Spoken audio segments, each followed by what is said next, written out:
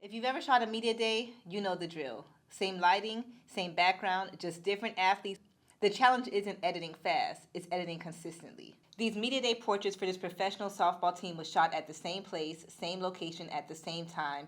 And typically, if I had to retouch these, it could take me all day. But with Evoto, this saves so much time. Let me show you my workflow. So first I'm going to create a new project. I'm just going to call it Media Day Softball. And I'm going to import the photos. So while I was shooting, I was already tethering. So all I decided to do was create a folder called My Selects. I import 2 images of every athlete, and now I'm just going to import the raws right into Evoto. And you see how quick that was? So now the great thing about Evoto is being able to sync your editing. So what I'm going to do is I'm going to pick the first photo and I'm going to actually edit that one image. I'm going to zoom in on the face, the skin, the uniform, everything, and try to get my retouching as detailed as possible. Now before I go into the skin editing, I usually like to go into my color adjustments first and just to make my raw the way that I want it to look. So I'm going to zoom in onto the subject's face. Perfect. As we can see, we already see the profile is on standard. So right now my white balance is as shot. I kind of want to make it a little bit cooler, so I'm just going to play around with it right here and just make a slight adjustment. The exposure looks really good. I'm just going to bring my contrast up a little bit. So typically I like to start with my contrast at 5. As you can see, the higher you go, the more contrasty it looks, where it starts to make your photo look too contrasty and not as realistic. So I usually like to stay more in the neutral tone of like 5 and 10. So 10 actually looks pretty good. Perfect.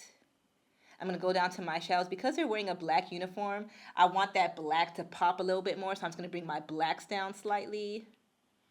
And I'm going to bring my shadows down a bit as well. So I'm bringing my blacks to about 20, and perfect. It's a little bit, I'm gonna bring my blacks up a little bit. As you guys can see how the blacks are now sharpening a little bit too much in her face and not looking as true to color. So I'm gonna bring it to 10. Perfect.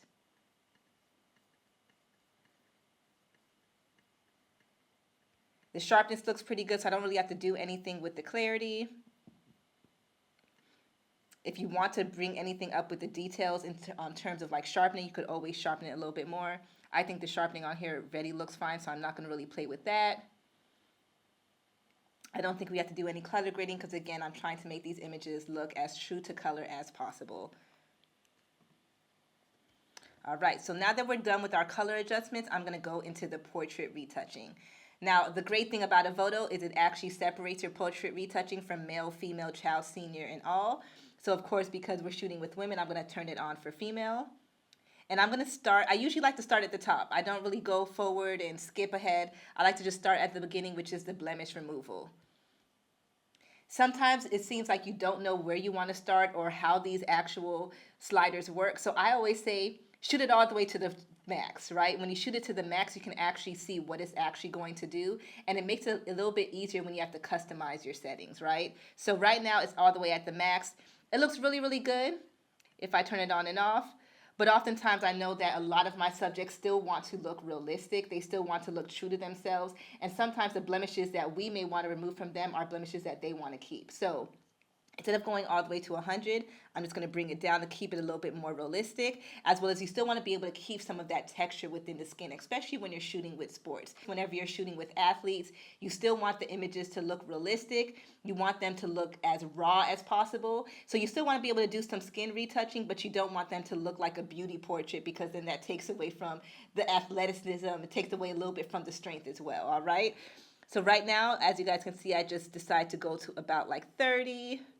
So we're still able to get some of that texture within the cheekbones, texture within the chin. We're still able to remove some of those blemishes, but it's not too drastic to where it looks too much like a beauty portrait, right? You want to get that nice in between.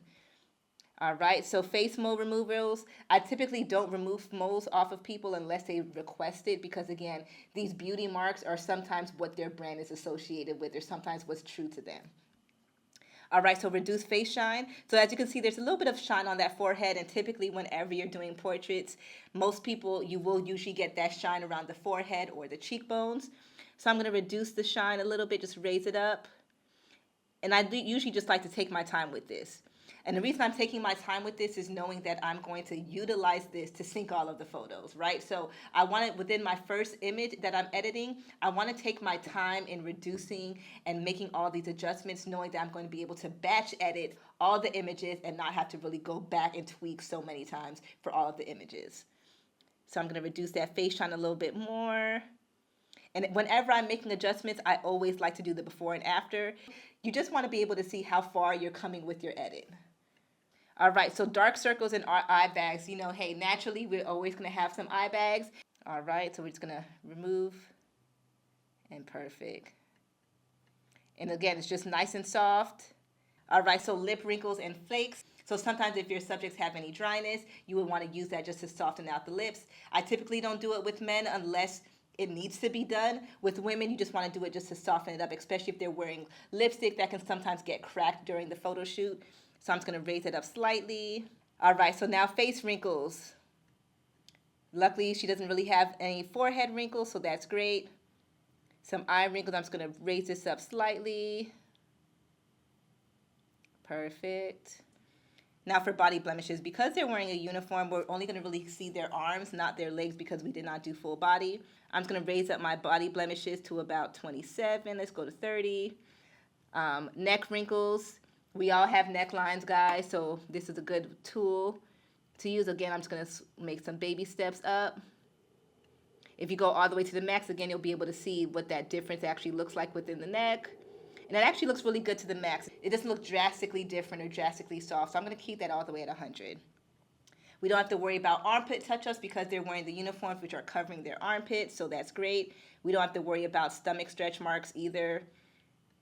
All right, so we're done with the blemish removal. So now we're going to go into our skin retouching. All right, so with the skin retouching, I love dodge and burn. Whenever I was working in Photoshop, dodge and burn was my favorite thing to do. So for this, again, I'm going to show you guys. We're going to go all the way to the max. And as you can see, this is the difference when you go all the way to the max. So before and after. So with this, as you can see, it's helping to even the skin tones within the face, right? This is what this dodge and burn layer is doing. It's evening the skin tones. It's looking a little too soft for my liking, so I just want to go a little bit halfway of that. All right, so we're going to go, so now you guys can see we still have that texture. Whenever I'm doing media day, I still want the texture within my skin. I still want them to look strong. I still want them to look realistic. And then now I'm going to scope. So for this one, I'm going to go all the way to 100 again, just so you guys can see what this feature actually does. I'm turning it on and off. And as you guys can see with the scope, it's creating more of like that indentation. It's making the shadows a little bit deeper and the highlights a little bit broader, which is great whenever you're doing the skin retouching. It's helping showing the nose, the cheekbones. I'm going to go again to 50. And it's just going to give you like that nice in between. All right, perfect. Now with texture smoothing, I really like the texture smoothing because it helps you add more texture into the skin. And that's what, again, as you guys can hear, I'm like a broken record. I want to be able to see that texture. So I'm just going to raise it up slightly. Perfect. All right, and now for the skin softening, pretty good with the skin softening. And I believe that's more for the body, so let's raise that up some.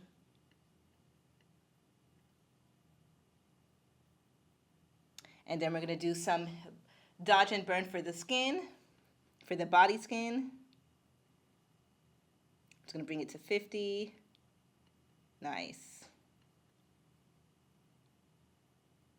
And then we're going to do some more on that skin softening, and this is going to be for the body. So I'm going to bring that up to 50. And as you can see, if we just look at the arms, you see it's soft. It's still realistic. It's not too drastic and perfect. I always like to go in and just add a little bit of teeth whitening, but I don't want it to look too white. As you can see, I don't go all the way to 100. I like just to go to about 20. Now for eyes, I do like to brighten up my eyes a bit. So I typically would just go to the brightness, and I usually like to put it at like 30. And it's just to whiten those eyes just a little bit. You know, sometimes within your lighting, or if they're wearing eyelashes, it may create like a little bit of shadow where the eyes aren't as bright as they can be. So I like to just raise up my brightness just slightly. With the hair, I always like to do the stray hair removal. So all of my portrait retouching is now done. Typically, this is what I would do, where it's like nice, clean, and natural. And here's the before, and here's the after. Nice and clean. All right. If I was doing full body, I would always do a background adjustment. With this, I'm going to do a clean backdrop and a distractions removal. So I usually like to do the de-wrinkle clothing, but it's always tricky whenever the clothing has patterns or whenever it has lettering on it. I'm going to show you guys what that looks like. So I'm going to go all the way to 100, just so that you can see how it's going to affect it. And as you can see, it smoothed it out, but now we're losing some of that end, right?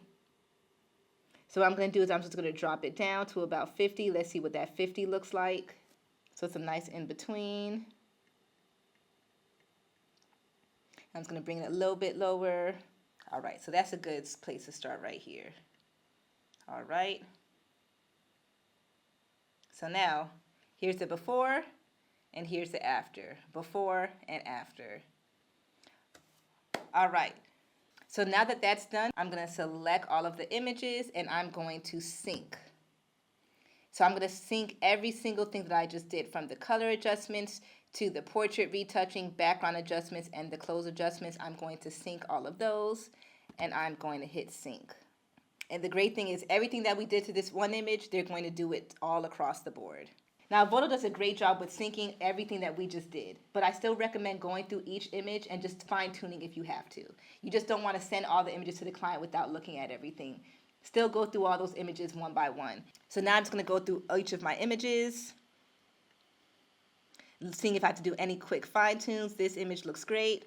I'm just going to do a quick before and after. Go through same thing with the next image. Quick before and after.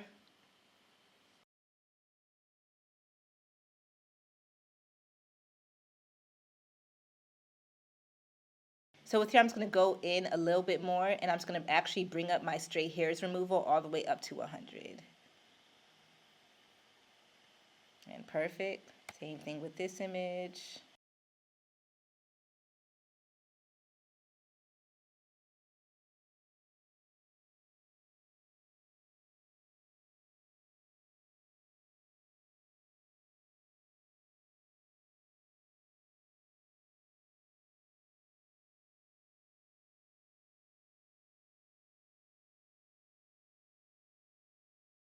So she has freckles, so I'm just going to actually go back in because I don't want to remove all of her freckles. Perfect. So as you can see, all I did was just bring the freckles down because I want to keep the freckles. So I'm going to go back even with this one. I'm just going to bring the freckles back down so we can bring those freckles back in.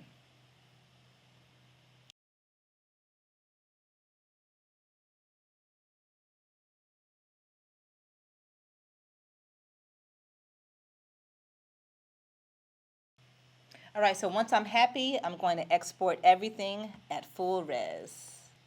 The great thing about Evoto is it lets you export in different file formats, from JPEG, TIFF. I'm going to do JPEG. If I did want to make any more minor tweaks, like opening it back into Photoshop, I would do TIFF.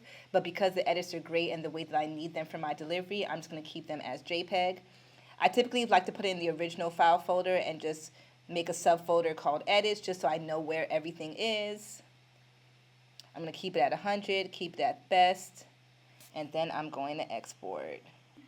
So there you have it. Batch retouching like a pro using Evoto.AI. If you shoot media days, this is a total game changer.